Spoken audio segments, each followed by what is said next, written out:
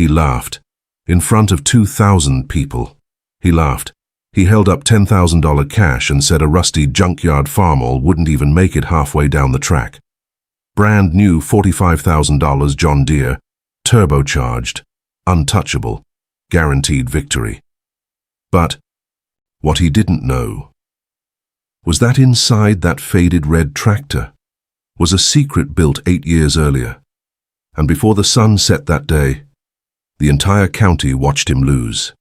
Stay with me until the end. Before we begin, please take a moment to like the video, subscribe to the channel, and comment where you're watching from. Now, let's get into it. It was 97 degrees at the Buchanan County Fair in Independence, Iowa. 2,147 people were packed into the grandstands. Kids with sticky hands, wives fanning themselves with folded programs, old farmers in seed corn hats squinting at the track. It was the kind of afternoon where the air smells like fried dough and diesel exhaust, and the whole county feels like one living, breathing thing. And right in the middle of all of it, a man named Dale Presler made the single most expensive mistake of his 53 years on this earth. He pulled $10,000 cash out of his shirt pocket. $10,000, a stack of bills that he'd brought to the fair the same way some men bring a pocket knife just to have it. And he held it up in the air where the whole grandstand could see it. His voice carried over the engine noise, over the crowd chatter, over everything. $10,000, he said. 10,000 says that piece of junkyard scrap doesn't make it halfway down the track. He was pointing at a tractor, a 1961 Farmall 560, red, or what used to be red. By 1979, the paint had faded to something closer to old brick, sun-bleached and wind-worn and stained with 18 years of Iowa soil. There was a dent in the hood from a hay bale that had dropped on it back in 1972. The left rear fender was held on with baling wire. The exhaust stack was more carbon than metal, and the man who owned it, a quiet 44-year-old farmer named Eugene Holtz, was standing right there next to it, hands in his pockets, watching Dale Presler perform. Eugene looked at the money. He looked at Dale. He said 4 words, just 4, and those 4 words would echo around Buchanan County for the next 4 decades. I'll take that bet. The grandstand went silent. A beat, 2 beats. Then someone laughed. Then another person. Within 30 seconds, the whole crowd was buzzing, and every single one of those 2,000 people was looking at Eugene Holtz like he had just voluntarily walked into traffic. And maybe on paper, it looked that way. Because Dale Presler's John Deere 4440 was not just a tractor, it was an event. It was brand new, fresh from the dealership in Waterloo, and it represented everything that 1979 believed about progress. Turbocharged 466 cubic inch diesel engine, over 130 horsepower, power shift transmission, factory air conditioning, a sound-dampened cab that cost more than most men at that fair, made in 12 months of honest work. The sticker price was north of $45,000. It gleamed green and yellow in the August sun like something out of a magazine ad, and Dale knew it, and Dale made sure you knew that he knew it. Eugene's Farmall 560 had cost his father $2,800, used, in 1967. By 1979, it had logged over 9,000 hours of hard work across a 280-acre farm. 9,000 hours. Think about that. If you ran that tractor 8 hours a day, every single day, it would take you 3 solid years to clock 9,000 hours. This machine had given more than 3 years of its mechanical life, every single hour, to the Holtz family's land. And it had received almost nothing back, except basic maintenance and the kind of attention that comes from a man who talks to his equipment the way some people talk to old friends. Dale Presler took one look at that tractor and laughed so hard, he nearly choked on his cigarette. Now I want to stop right here. Because this story is not really about tractors, and it's not really about a tractor pull. It's about something that runs much deeper than horsepower or dollar signs. It's about what pride does to a man when nobody's around to check it.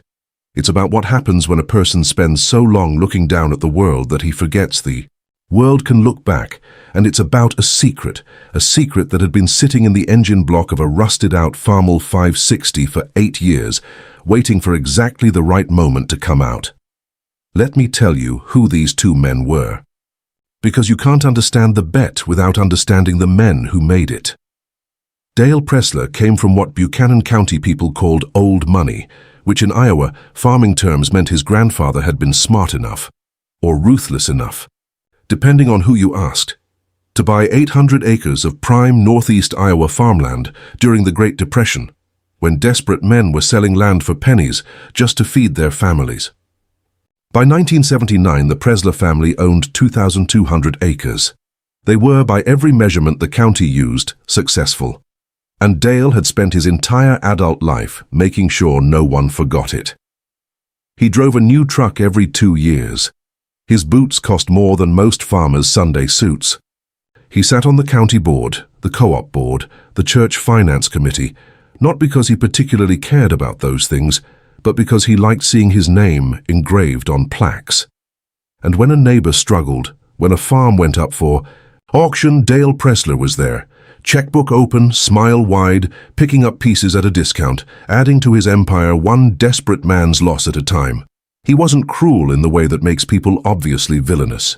He was the other kind, the kind who shakes your hand firmly and picks your pocket smoothly and calls it business. The kind who never misses a Sunday sermon but can't remember the name of the man who works his fields. He believed, completely and without question, that his wealth was proof of his worth, that a man's value could be read like a balance sheet, that the numbers told the whole truth. Eugene Holtz had come to a different conclusion. His family had arrived in Iowa in 1919, refugees essentially, from a failed homestead in Nebraska. His grandfather had worked as a hired hand for 15 years before he saved enough to buy 160 acres of his own. Eugene's father had expanded that to 280 acres by the time he died in 1965, leaving everything to his only son, not 2,200 acres, not a seat on every board in the county, just 280 acres of workable land and a reputation for never missing a payment, and never raising his voice. Eugene had spent the 14 years since his father's death doing exactly what his father and grandfather had done, working the land, paying his bills, keeping his head down.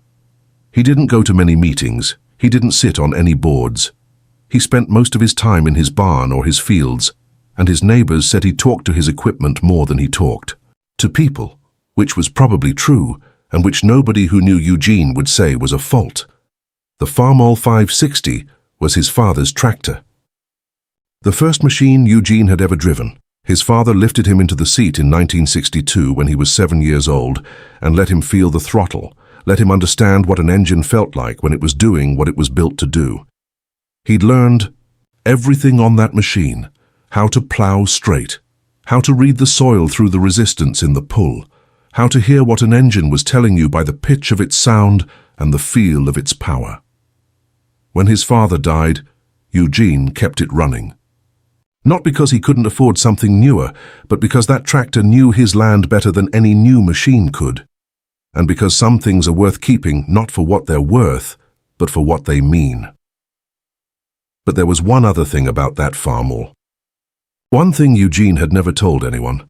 A secret he'd discovered by accident in the winter of 1971 when he'd pulled the engine apart to replace a cracked head gasket and found something underneath that made him set down his wrench and stand in his cold barn for a long time just thinking.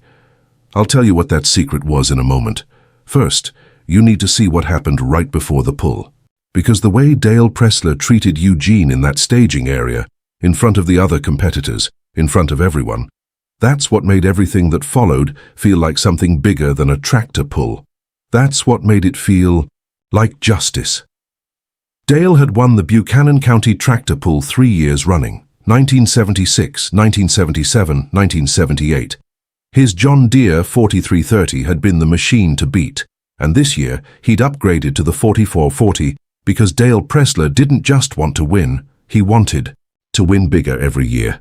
When he arrived at the staging area on the morning of August 18th and saw Eugene Holtz's name on the competitor list, he thought it was a clerical error. When he walked over and saw the Farmall, he decided to make a moment of it.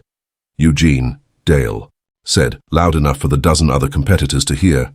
"I didn't know they were letting museum pieces compete this year." A few of the men laughed. Eugene didn't say anything. Dale walked around the Farmall slowly, the way a man walks around something he's about to buy at a yard sale and doesn't want. He kicked one of the tires, shook his head, clicked his tongue. "You know what this tractor's worth, Eugene? About $150, and that's if you sell it for scrap." He looked over at Howard Vance, another competitor farming 320 acres with a 10-year-old Oliver and a loan payment he wasn't sure he'd make come fall. "How much did that new cab run on your 4440, Dale?" he asked himself, not waiting for an answer. $12,000, but worth every penny. Climate control, sound dampening, the whole works. I could pull all day and never break a sweat. Howard said, "Must be nice." But there was an edge to his voice that Dale, as usual, completely missed. Dale turned back to Eugene. "You know what?" he said. "I'll give you $500 for it right now, cash. You can walk away, save yourself the embarrassment, and I'll have something interesting to throw in my barn." Eugene looked at him for a long moment. His face was the kind of face that gives nothing away. "Not for sale," he said. Dale laughed. "Not for sale. Eugene, in about 2 hours, that thing isn't going to be worth the diesel in its tank." Eugene shrugged. "We'll see." And that's when Dale made his announcement. That's when he pulled out the $10,000 and held it above his head and said it loud enough for half the grandstand to hear. That's when Eugene said 4 words back to him. And that's when the whole county leaned forward in its seats. Because something was happening here that went beyond a tractor pull, something that felt like a reckoning. Dale Presler was certain, absolutely, completely, bone-deep certain, and when a man is that certain, he's not gambling anymore. He's not weighing odds or calculating risk. He's just waiting to collect what already belongs to him. He was already thinking about the story he'd tell later, how he'd made easy money off the county's most boring farmer, how the Junkyard Farmall hadn't made it halfway down the track. He had no idea, not even a flicker of an idea, that he was standing in a trap that had been 8 years in the making. Pride has a way of doing that. It narrows the vision. It makes the impossible to imagine. And Dale Presler, standing in that staging area with his $45,000 tractor and his $10,000 in his shirt pocket and 2,000 people about to watch him perform, could not imagine losing. That was his mistake, not the bet, the certainty. Here's what nobody at the Buchanan County Fair knew that afternoon. Here's what nobody in Iowa knew except one quiet man who'd been sitting on it for 8 years, turning it over in his mind the way you turn over a stone you found in a field and aren't quite sure what to make of. In the winter of 1971, Eugene Holtz's Farmall 560 threw a head gasket. It happened in February, in the middle of a cold snap that dropped the temperature to -15, and Eugene spent a week in his barn with the engine torn down to the block, working by trouble light, his breath fogging in the cold, his hands numb even through the gloves. And when he pulled the head off that engine, he stopped. He looked at what he was seeing for a long time. Then he got a flashlight and looked again. The cylinders were bored out. Not stock, not factory spec. Larger, bore, custom pistons, heavier with a higher compression ratio than anything that should have been in a 5/60 frame. The camshaft had a profile he'd never seen in any spec sheet, a more aggressive grind that would have pushed the power curve higher in the RPM range. Someone had been inside this engine before, not for repair, for modification. Serious modification, the kind that took knowledge and equipment and intention. Eugene replaced the head gasket, buttoned the engine back up, and started making phone calls. He called International Harvester's regional office. He called a retired IH engineer he'd heard about from a neighbor. He wrote letters. It took him most of that winter and part of the spring to get an answer, but eventually he got one. His Farmall 560 was a factory test mule.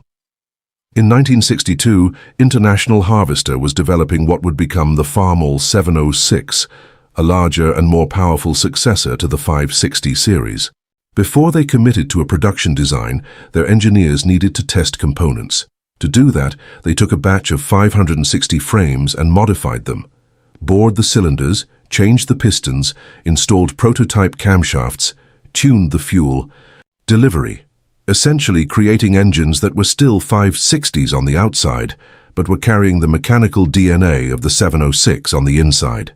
Most of those test mules were supposed to be scrapped when the testing was complete. The 706 went into production. The test beds got destroyed, but one of them didn't.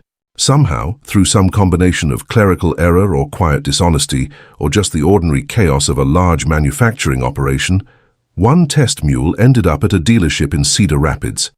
And in 1967, it was sold as a standard used 560 to a farmer from Buchanan County who needed a reliable workhorse and was happy to find one at a price he could afford. Eugene's father had never known. He'd just thought he'd bought a tractor that ran exceptionally well, which was true, and which he appreciated without needing to understand why. He'd farmed it and maintained it, and when he died in 1965, he left it to his son. Eugene figured it out. And then he kept quiet. Not because he planned to use the information someday. He genuinely hadn't thought about it that way. He just didn't see a reason to announce it. The tractor did what it needed to do. It pulled his equipment, worked his fields, started in cold mornings and ran through hot afternoons, and that was what mattered. But the modifications meant something real in terms of numbers. The factory 560 made about 60 horsepower. Eugene's test mule, with its bored cylinders and higher compression and aggressive cam profile, was making closer to 85 or 90 horsepower, not 130 like Dale's brand new 44440. Nobody was going to confuse it for a modern machine. But 85 horsepower in a lighter tractor frame with a driver who knew every vibration and hesitation and habit of that engine over 17 years, that was a different calculation than the one Dale Presler had made when he pulled out his $10,000. That was the secret sitting in the engine block of the rusty, dented baling-wire-held-together Farmall 560 that Dale Presler had offered to buy for scrap. Now I want you to think about something while the tractor pull gets underway. Think about what it means to know something and choose not to use it, not out of fear, but out of genuine indifference. Eugene hadn't kept his secret as a weapon. He'd kept it the way some people keep old letters or old tools or old traditions, because it was his, and because there was a kind of dignity in not broadcasting everything you know. He wasn't the kind of man who needed to be seen knowing things. He just needed to know them himself. Dale Presler was the opposite kind of man. Everything Dale knew, Dale announced. Every advantage Dale had, Dale displayed. He had a new tractor, so he made sure you'd seen it. He had money, so he made sure you'd counted it. He had wins, so he made sure you'd heard about them. This wasn't insecurity exactly. Or maybe it was, wrapped so tightly in confidence that it had become indistinguishable from the real thing. Either way, it meant Dale had never once in his adult life stopped to consider that the man across from him might know something he didn't. That is a dangerous way to live. And at 4:30 in the afternoon on August 18th, 1979, it was about to become very, very expensive. The open class lined up with 15 tractors. The heat was sitting on everyone like a wool blanket. The grandstands were packed. Dale's 4440 was the clear favorite, not just among the crowd, but among the competitors, serious farmers who'd brought serious machines and knew exactly what the horsepower ratings and the sled weights meant. The International 1466, a pair of case machines that had been built for pulling, a modified Massey Ferguson, and at the end of the lineup, Eugene's Farmall 560, the oldest tractor in the field by at least a decade, looking exactly like what everyone assumed it was. Eugene drew 8th position. Dale drew 12th. The first 7 tractors made their pulls, distances ranging from 187 feet to a full 300-foot complete pull. The International 1466 got the full pull. One of the case machines did. 2. The crowd cheered the big distances and groaned at the ones that fell short, and the whole atmosphere had that particular county fair electricity. Not quite suspense, not quite entertainment, but something in between that can only happen when people who know each other are watching something real. Then it was Eugene's turn. He climbed up onto the Farmall. It wasn't a graceful tractor to mount. The footholds were worn smooth, and the steering wheel was cracked on one side, and the seat had been reupholstered with a piece of vinyl that had cracked along the edge years ago. But Eugene had been climbing onto this machine for 17 years, and he did it the way you do things you've done 10,000 times, without thinking, just moving. He started the engine. It caught on the first crank. A deep sound, surprisingly full for a machine that looked the way this one looked. Not the smooth, turbocharged rumble of Dale's 4440. Something rawer than that, more direct. Like the difference between a polished speech and something a man says straight from his chest when he actually means it. Eugene let it warm up. 1 minute. 2. People in the stands were starting to pay attention just to the sound. He pulled forward. Hooked up to the sled, waited for the signal. Got it. He eased out the clutch. The Farmall moved forward. For the first 100 feet, it looked like any other pull.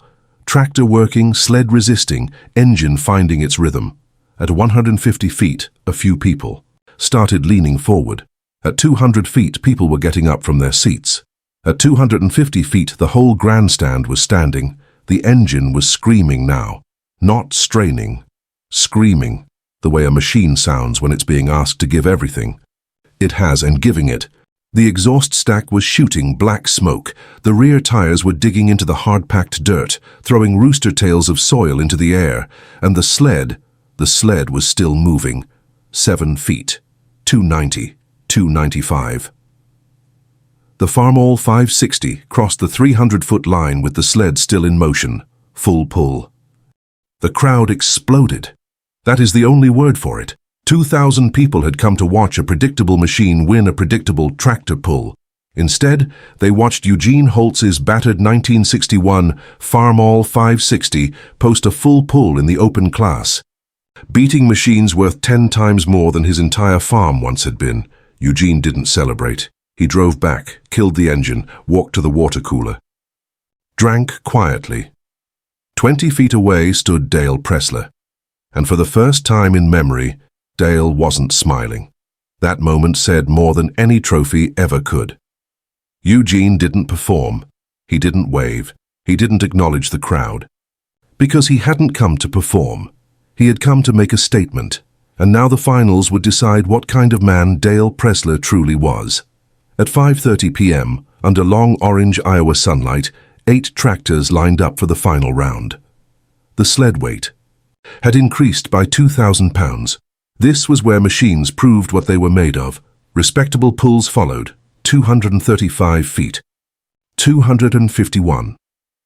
268. Then Eugene rolled forward again. This time the crowd leaned in on purpose. The old Farmall screamed to life, a sound too powerful for something that rusty. At 200 feet, the sled grew heavy. At 250, the tires fought for grip. At 275, it looked like the engine would stall. Then Eugene made a tiny adjustment, almost invisible. 17 years behind that wheel had taught him exactly where the power lived. The tractor responded. 7 feet, best distance of the night. The crowd didn't erupt this time. They witnessed. Then Dale climbed into his John Deere 4440, smooth, turbocharged, powerful, the kind of machine people expect to win. 100 feet. 200. 260, 278 feet. The tires slipped. He adjusted. Pushed harder. The engine gave everything it had, but the sled didn't move. 9 feet short. For 1 second, the entire grandstand went silent. Then the place exploded. Not because an underdog had won, but because pride had been measured and found lacking. The remaining tractors couldn't beat 287 point. Eugene Holtz was champion. First place, $500 and a trophy, and $10,000 owed by Dale Presler. Eugene walked over calmly, pulled out the written bet, and said quietly, "I'll take that 10,000 now." 2,000 witnesses watched. Dale's face hardened. For a moment, it looked like he might argue. But reputation matters in small counties. He wrote the check. Eugene folded it, put it away. nodded once, walked back to his tractor. No smile, because it had never been about the money. That night, Eugene became a legend, and Dale's slow collapse began, not dramatic, just quiet, Dinah whispers, fewer meetings, fewer smiles. 2 months later, Dale bought 400 more acres, fully financed. He told people it was an investment. It wasn't. It was pride. Then 1980 came. Interest rates soared. Land values crashed. Farms across America collapsed under debt. Dale owed nearly $800,000 by 1982. His land wasn't worth half. Eugene owed nothing. He had never borrowed. Lived carefully. Saved carefully. The $10,000 went straight into savings. He said later, it didn't feel like winnings. It felt like a lesson. By 1985, Dale faced foreclosure. 3 days before the auction, Eugene drove to his house. "I'll pay off your loan," Eugene said, "in exchange for 600 acres, your original." "Family land." Dale stared at him. "Why?" Eugene answered simply, "I wanted you to see you were wrong. I didn't want to destroy you." If Dale agreed, he'd still have 1,600 acres, enough to survive. If not, Eugene would buy everything at auction. Dale said yes. The deal closed. Dale kept his home. And slowly, something changed. He sold the John Deere, bought used equipment. Started learning from Eugene how to maintain older machines. They never became friends, but they became neighbors who respected each other. In 1994, Dale had a heart attack in his field. Eugene found him, called the ambulance. Sat with him in the dirt until help arrived. Dale survived, but couldn't farm anymore. A month later, he asked Eugene to buy the remaining 1,600 acres. Anyone else would split it up, Dale said. You'd farm it right. Eugene agreed. Paid fair market value, then shocked the county. He deeded 400 acres to Dale's oldest son. Free. Your grandfather built something here, Eugene told him. That still matters. Eugene Holtz died in 2012 at 77. He left behind over 2,000 acres, built not through leverage, but patience. The Farmall 560 still sits in the family barn, restored, running stronger than ever. Every August at the fair, it's displayed near the pull track with a sign telling the story. The bet, the pull, the 9 feet. And if you know where to look, you can still see the tiny stamp on the engine block, a test mule marking from 1962. An engineer once wondered how much power could be pulled from that frame. Enough. More than enough. Because that tractor taught the same lesson on a hot August afternoon. Don't laugh at what you don't understand. Don't measure worth by shine. Rust doesn't matter. Dents don't matter. The sticker price doesn't matter. What matters is the heart of the machine and the heart of the man driving it. Dale Presler had land, money, reputation. When the moment came, he had 9 feet. Eugene Holtz had 287, and after that, he had everything else.